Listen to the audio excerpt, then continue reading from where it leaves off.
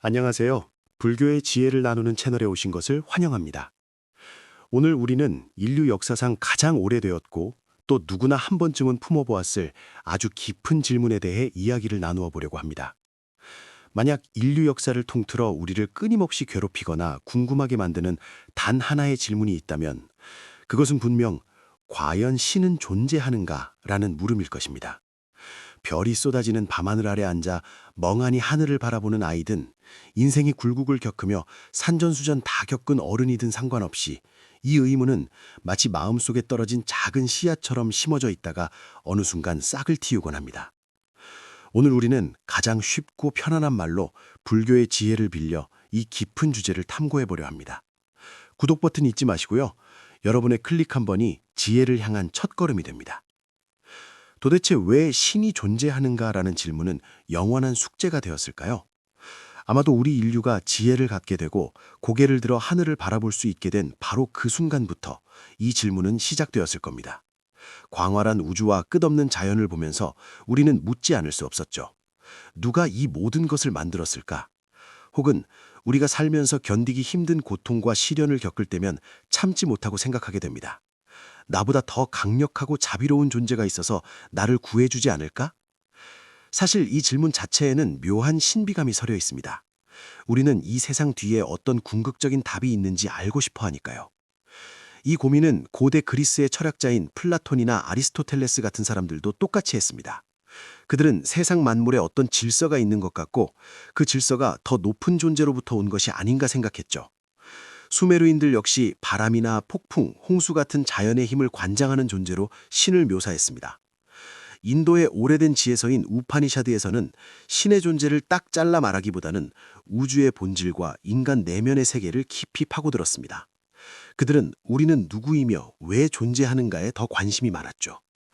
하지만 시공간과 문화가 달라도 결국 인간은 우리보다 더 높고 거룩한 힘이 있는가라는 하나의 방향을 바라보고 있었던 셈입니다. 자, 여기서 우리는 아주 중요한 질문을 하나 던져봐야 합니다. 신은 혹시 우리 스스로 상상해낸 존재는 아닐까요? 인간은 모르는 것과 마주할 때 어떻게든 설명을 찾고 싶어하는 습성이 있습니다. 어떤 학자들은 신이라는 개념 자체가 우리가 두려움을 극복하고 위로를 얻기 위해 발명한 것이라고 주장하기도 합니다. 아주 먼 옛날, 전등도 없고 과학기술도 없던 시절을 한번 상상해 보세요. 인간은 오직 모닥불 하나의 의지에 추위를 견뎌야 했습니다. 칠흑 같은 어둠이 깔린 숲속에 혼자 앉아 있는데 바람이 나뭇잎을 스치고 짐승이 울부짖는 소리가 들린다면 얼마나 무서웠을까요?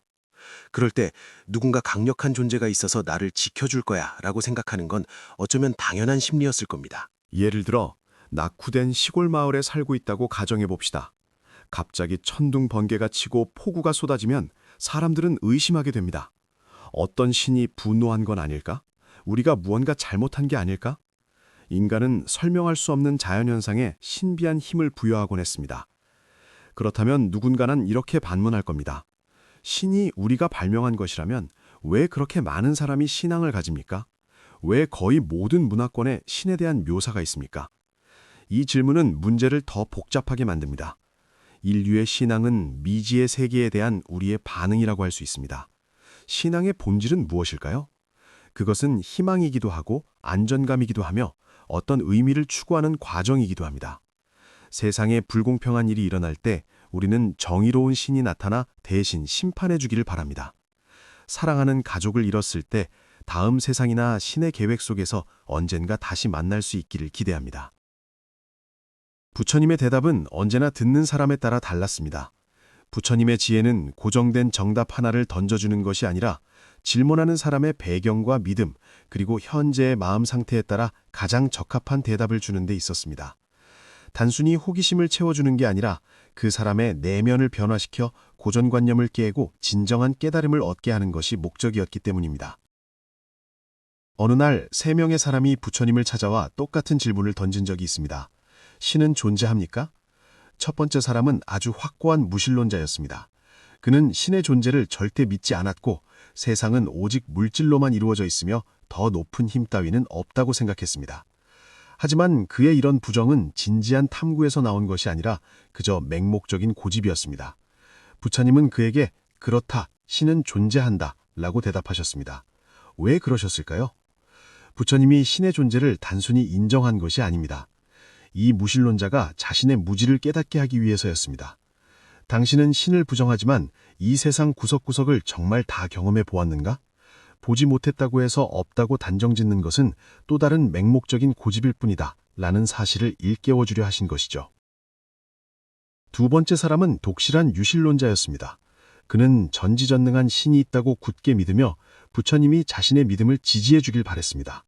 그는 스스로 답을 찾으려 하지 않고 부처님을 통해 자신의 생각을 확인받고 싶어 했습니다.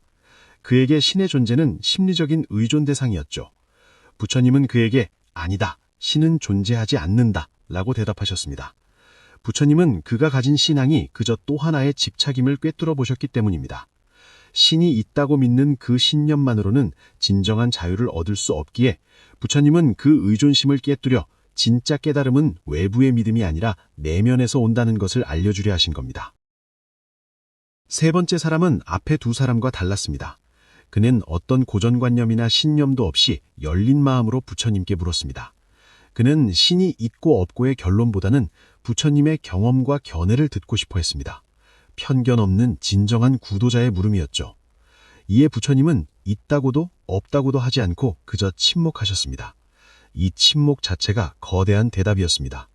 아직 깨닫지 못한 구도자에게 말로 설명할 수 없는 신의 본질을 이해시키는 가장 좋은 방법은 스스로 내면의 체험을 통해 느끼게 하는 것이었기 때문입니다. 부처님의 대답은 모순되어 보이지만 사실 그 이면에는 통일된 논리가 있습니다. 사람마다 배경과 신념이 다르기에 각자에게 맞는 맞춤형 처방을 내린 것입니다. 집착하는 사람에게는 그 집착을 깨는 대답을, 마음이 열린 사람에게는 침묵을 통해 스스로 진실을 발견하도록 이끈 것이죠. 무신론자의 고집을 꺾어 부정이 지혜가 아님을 알게 하고 유신론자의 맹신을 깨뜨려 신앙이 의존이 되어서는 안 된다는 것을 가르치셨습니다. 그리고 침묵을 통해 신의 본질은 말로 표현할 수 없으며 내면으로 느껴야 함을 암시하셨습니다. 이것은 진리가 절대적인 것이 아니라 상대적이며 각자의 상태에 따라 답이 달라질 수 있다는 핵심을 보여줍니다. 즉, 신의 본질이나 궁극적 진리는 믿음이나 부정, 언어로 얻어지는 것이 아니라 자신의 마음으로 발견해야 한다는 것입니다. 인류는 아주 오래전부터 신에 대해 토론해 왔습니다. 유일신이든 다신교든 추상적인 우주의 의식이든 신의 이미지는 항상 인간의 갈망과 두려움, 미지에 대한 경외심과 연결되어 있습니다. 하지만 여기서 우리는 물어야 합니다. 신이 가진 속성들은 정말 객관적으로 존재하는 것일까요? 아니면 인간이 만들어낸 것일까요?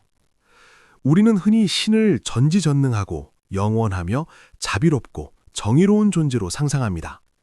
하지만 자세히 들여다보면 이런 특성들은 사실 우리 인간의 결핍과 소망에서 비롯된 것일 수 있습니다. 우리가 무력함을 느낄 때 전지전능한 존재가 돕기를 바라고 세상이 불공평할 때 절대적인 정의를 원합니다. 생로병사와 이별의 고통 속에서 영원한 삶과 자비를 갈망합니다. 우리가 어리석다고 느낄 때 우리보다 훨씬 똑똑한 전지한 존재를 상상합니다.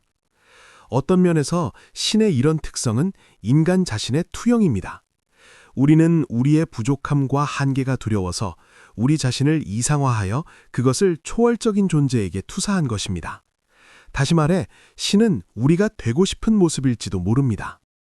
인도 문화에는 수천, 수만의 신들이 존재합니다. 각 지역, 가족, 심지어 개인마다 수호신이 있죠. 풍요를 관장하는 신, 비를 내리는 신, 가정을 지키는 신 등 각자의 개성과 역할이 있습니다. 이런 다신교 전통은 아주 흥미로운 현상을 보여줍니다.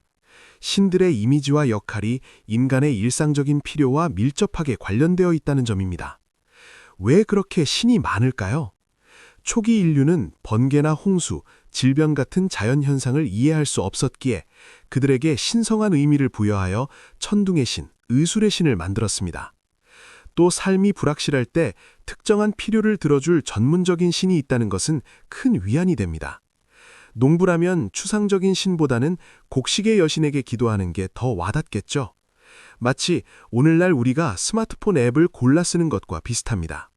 오락을 위한 앱, 쇼핑을 위한 앱이 따로 있듯이 고대인들에게 신은 삶의 구체적인 문제를 해결해주는 기능적인 존재였습니다. 여기서 아주 오래된 난제가 하나 있습니다.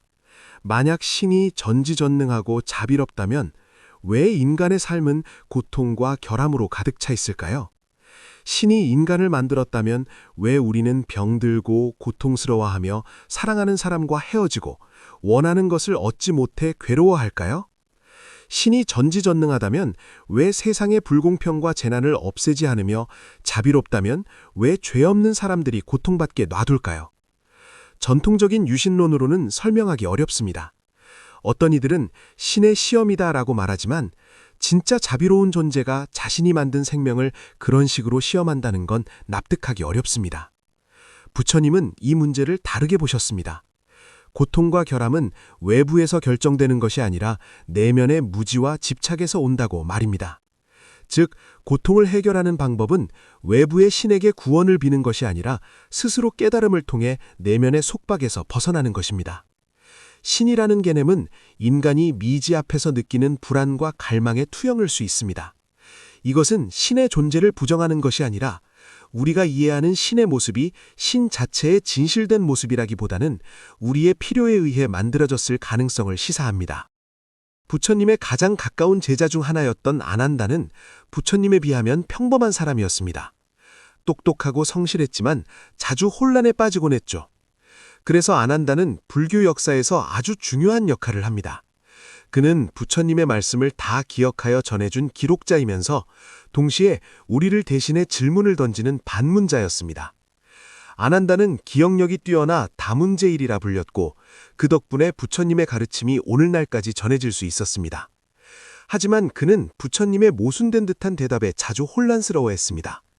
아까 말씀드린 세 사람에게 부처님이 각각 있다, 없다, 침묵으로 답하셨을 때 아난다는 도저히 이해할 수가 없었습니다. 신이 있다면 왜 두 번째 사람에게는 없다고 하십니까? 없다면 왜 첫 번째 사람에게는 있다고 하십니까? 답이 있다면 왜 세 번째 사람에게는 침묵하십니까? 아난다의 혼란은 우리 모두의 마음과 같습니다. 우리는 일관성과 논리를 찾고 싶고 명확한 정답을 원하니까요. 하지만 부처님의 지혜는 단순한 정답을 주는 게 아니라 각자의 상태에 맞는 맞춤형 대답을 주는 데 있었습니다. 부처님은 아난다에게 이렇게 설명했습니다. 나의 대답은 너를 위한 것도 다른 구경꾼을 위한 것도 아니다. 바로 질문한 그 세 사람을 위한 것이다. 진리는 하나가 아니라 사람에 따라 다르다는 것입니다. 이것은 우리가 세상을 흑과 백으로 나누려는 습관을 깨트립니다. 부처님에게 진리는 다면체와 같아서 보는 각도에 따라 모습은 다르지만 그 모든 면이 진실입니다. 중요한 것은 절대적인 정답을 찾는 게 아니라 지금 나에게 가장 의미 있는 답을 찾는 것입니다. 마치 산을 오를 때 숙련된 등산가는 어렵지 않다고 말하고 초보자는 조심해야 한다고 말하는 것과 같습니다. 두 대답 모두 틀리지 않았습니다. 듣는 사람의 상태에 따라 답이 달랐을 뿐이죠. 아난다는 부처님이 돌아가신 후에야 이 깊은 뜻을 이해하고 깨달음을 얻게 됩니다. 진리는 한 번에 얻어지는 게 아니라 끊임없는 사유와 실천을 통해 서서히 깨닫는 것임을 보여줍니다. 세 가지 대답 중 가장 흥미로운 것은 바로 세 번째 사람에게 보여주신 침묵입니다. 이 침묵은 대답이면서 동시에 대답을 초월한 것입니다. 말로는 전달할 수 없는 진리가 있으며 그것은 오직 내면의 체험으로만 알 수 있다는 뜻입니다. 우리는 언어로 소통하는 데 익숙하지만 언어에는 한계가 있습니다. 일상적인 문제는 말로 해결되지만 우주의 진리나 신성 같은 깊은 주제 앞에서 말은 무력해집니다. 말로 표현되는 순간 진리는 어떤 틀 안에 갇히게 됩니다. 하지만 진리는 무한하고 모든 틀을 초월합니다. 부처님이 침묵하신 이유는 어떤 말로 대답하든 진리를 단순한 개념으로 축소시킬 것을 아셨기 때문입니다. 그래서 침묵을 선택하셨습니다. 침묵은 우리가 말에 의존하는 것을 멈추고 내면을 직시하게 만듭니다. 언어가 멈추면 머릿속의 잡념도 멈추고 그때 우리는 내면 깊은 곳과 연결되어 우주와의 조화를 느끼게 됩니다. 진정한 신성은 밖에 있는 게 아니라 내면의 체험이라는 것을 알게 되죠. 부처님의 침묵은 지식으로 이해하려 하지 말고 마음으로 느껴라 라는 가르침입니다. 부처님은 모든 것을 의심하고 맹신하지 말라고 가르치셨습니다. 유실론이든 무실론이든 어느 한쪽에 서지 않고 모든 형태의 맹목적인 믿음을 경계하셨습니다. 믿음은 본질적으로 미지에 대한 의존이며 진실을 직접 체험하는 것을 방해할 수 있기 때문입니다. 무엇을 믿든 스스로에게 물어보라. 이것이 내가 직접 체험한 것인가? 나를 성장시키는가? 의심은 믿음을 부정하는 게 아니라 더 깊이 있게 만듭니다. 외부의 권위에 기대지 말고 조용히 자신의 내면을 관찰하세요. 진짜 지혜는 밖이 아니라 당신 마음속에 있습니다. 부처님의 삶 자체가 깨달음의 여정이자 상징입니다. 부처님이 열반에 드실 때 취하셨던 옆으로 누운 사자 같은 자세인 와상을 아시나요? 이는 단순한 휴식이 아니라 평온함과 높은 경지에 깨어있음을 상징합니다. 부처님은 주무실 때조차 의식이 깨어있어 주변 환경이나 욕망에 흔들리지 않았다고 합니다. 몸은 쉬지만 마음은 명료한 상태. 이것이 수행의 이상적인 모습입니다. 몸과 마음이 완전한 균형을 이루는 것이죠. 예술작품에서 묘사되는 부처님의 임종순간의 평온한 모습은 죽음조차 두려움 없이 깨어있는 의식으로 맞이할 수 있음을 보여줍니다. 죽음은 끝이 아니라 생사를 초월한 상태라는 것을 그 평온한 자세로 우리에게 가르쳐주고 계신 것입니다. 결국 신에 대한 인류의 오랜 고민을 돌아보면 신의 개념은 인간의 생존 상태, 심리적 욕구, 사회 환경과 뗄래야 뗄 수 없는 관계임을 알 수 있습니다. 초기 인류는 자연의 위협 속에서 공포를 느꼈고 설명할 수 없는 현상에 신비한 힘을 부여했습니다. 신은 미지에 대한 설명이자 인간의 소망이 투영된 존재입니다. 우리는 정의롭고 싶어서 정의로운 신을, 죽음을 이기고 싶어서 영원한 신을, 사랑받고 싶어서 자비로운 신을 상상했습니다. 신은 우리가 되고 싶은 모습을 비추는 거울인 셈입니다. 이 투영이 힘이 없다는 증거는 아니지만 적어도 우리가 이해하는 신의 모습은 신 자체보다는 우리 자신에게서 나왔을 가능성이 큽니다. 죽음에 대한 공포는 신앙의 출발점입니다. 신앙은 죽음 뒤의 구원과 내세를 약속하며 두려움을 덜어줍니다. 억울한 일을 당했을 때 신이 다 보고 계신다, 인과응보가 있을 것이다 라고 믿으면 위로가 됩니다. 또 인간은 자신의 삶에 의미가 있기를 원합니다. 신이 우리를 창조했다면 삶의 목적이 설명되지만 신이 없다면 인생은 그저 우연처럼 느껴지니까요. 부처님은 문제의 핵심이 신이 있느냐 없느냐가 아니라 왜 우리가 신을 믿느냐에 있다고 보셨습니다. 진리를 추구하는 것인지 아니면 심리적 위로를 위해 믿는지도 돌아봐야 합니다. 위로를 얻기 위해 무조건 믿는다면 그것은 심리적 의존에 가깝습니다. 하지만 자신의 두려움과 욕망을 용감하게 직시하고 신의 본질을 깊이 고민한다면 그 믿음은 단순한 신앙을 넘어설 수 있습니다. 부처님의 가르침은 단순한 이론이 아니라 실제 체험에 기반한 지혜입니다. 신의 존재에 대한 질문에도 신앙과 깨달음에 대한 태도에도 유연하고 개방적인 탐구를 강조하셨습니다. 부처님은 반복해서 보여주셨습니다. 진리는 고정불변의 것이 아니라 각자의 상황에 따라 다르게 다가온다는 것을요. 침묵을 통해 말로 표현할 수 없는 진리의 중요성을 알려주셨고 외부의 말보다 내면의 깨달음이 중요함을 일깨워 주셨습니다. 부처님은 우리가 고정된 믿음의 틀에 갇히질 않고 스스로의 경험과 수행을 통해 진리를 발견하기를 격려하셨습니다. 궁극적으로 부처님의 지혜가 우리에게 전하는 메시지는 이것입니다. 진정한 해방은 외부의 신이나 교리에 달려있는 것이 아니라 우리가 삶을 어떻게 마주하고 내면을 탐구하여 진리로 나아가는지에 달려있다는 것입니다. 신이 존재하든 하지 않든 중요한 것은 우리가 더 자비롭고 더 지혜롭고 더 평화롭게 살 수 있는가 하는 점입니다. 오늘 제가 준비한 이야기는 여기까지입니다. 부처님의 이 지혜가 여러분의 삶에 작은 빛이 되어주기를, 그리고 여러분의 삶에 더 많은 평화와 힘을 실어주기를 바랍니다. 오늘 내용이 가치 있게 느껴지셨다면 좋아요와 공유, 그리고 구독 부탁드립니다. 더 많은 분이 이 지혜의 빛을 함께 느낄 수 있도록 말이죠. 기억하세요. 불교의 핵심은 실천에 있습니다. 오늘 들은 지혜를 삶 속으로 가져가신다면 분명 더 자유롭고 충만한 자신이 여러분을 기다리고 있을 것입니다. 그럼 저는 다음 시간에 다시 찾아뵙겠습니다. 감사합니다.